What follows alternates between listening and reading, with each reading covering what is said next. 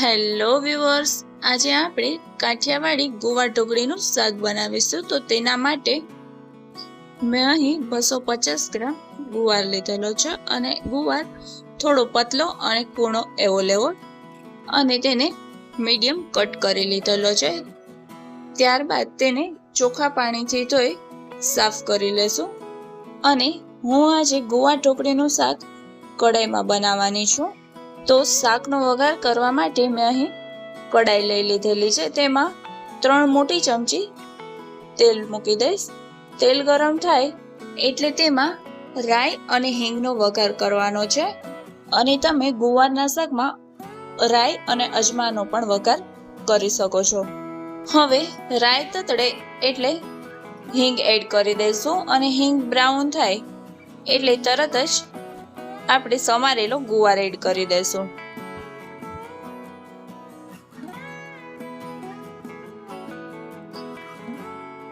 ત્યારબાદ સારી રીતે મિક્સ કરી તેમાં હળદર અને સ્વાદ અનુસાર મીઠું એડ કરીશું. અને આપણે ગુવારના ભાગનું જ મીઠું એડ કરવાનું છે, કેમ કે ઢોકળીના ભાગનું મીઠું આપણે ઢોકળીનો લોટ બનાવતી વખતે જ તેમાં એડ કરવાનું છે.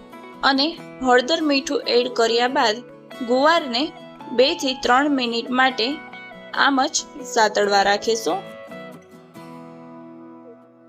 2 થી 3 મિનિટ સતળાઈ જાય ત્યારબાદ અડધો ગ્લાસ જેટલું ગુવાર બાફવા માટે પાણી એડ કરી દેશું અને ત્યારબાદ મિક્સ કરી ગુવારને 10 મિનિટ સુધી મીડિયમ ફ્લેમ પર ઢાંકણ ઢાંકી થવા દેશું. અને વચ્ચે 2 થી 3 વખત ચેક કરી લેવું. જો ગુવારમાં પાણીની જરૂર હોય તો તમે જોઈતા પૂરતું પાણી એડ કરી શકો છો. બફાય એટલી જ વારમાં આપણે ગુવાર ઢોકળીના શાક માટેની ઢોકળી બનાવવાની છે. તો તેના માટે મેં અહીં એક બાઉલમાં અડધો કપ બેસન લીધેલો છે. તેને ચાળણીની મદદથી ચાળીને લીધેલો છે.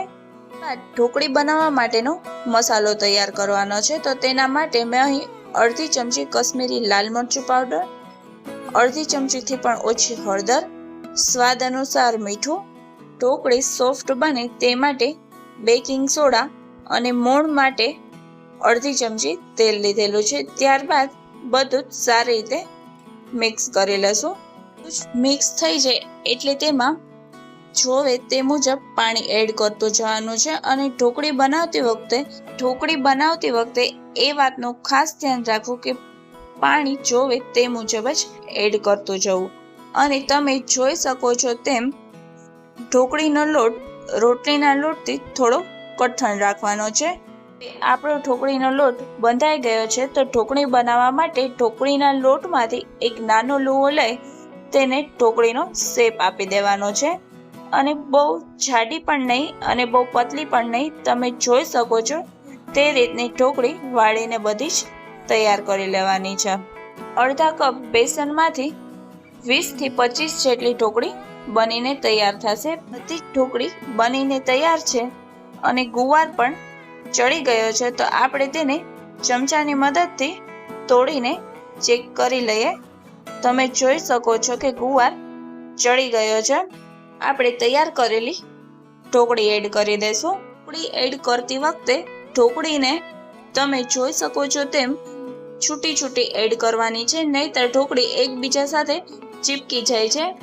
અને પાણી ઉકળતું હોય ત્યારે જ ઢોકળીને એડ કરવાની છે. અને હું ઢોકળી 2 વખત અલગ અલગ ભાગમાં એડ કરું છું, જેથી કરી એકબીજા સાથે ઢોકળી ચીપકે નહીં.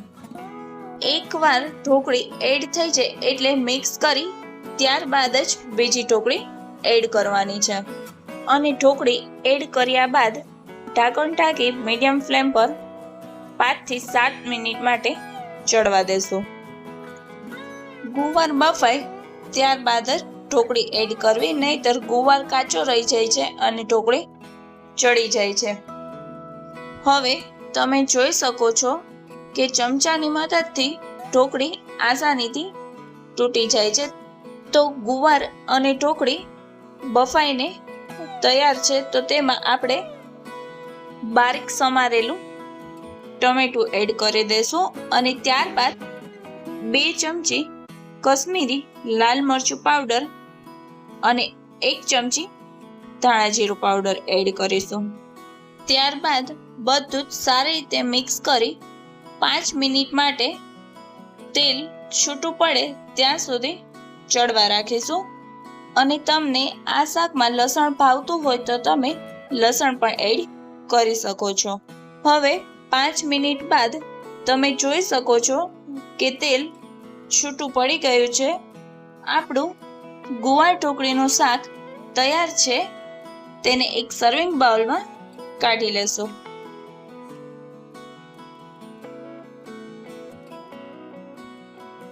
અને ગુવાર ઢોકળીના શાકને કોથમીરથી ગાર્નિશ કરી સર્વ કરીશું. અને આ શાક તમે રોટલી કે ખીચડી સાથે ખાઈ શકો છો. અને તમને મારી રેસીપી ગમી હોય તો લાઈક, શેર અને સબસ્ક્રાઈબ કરવાનું ના ભૂલતા. અને ફરી પાછા નવી રેસીપી સાથે મળીશું.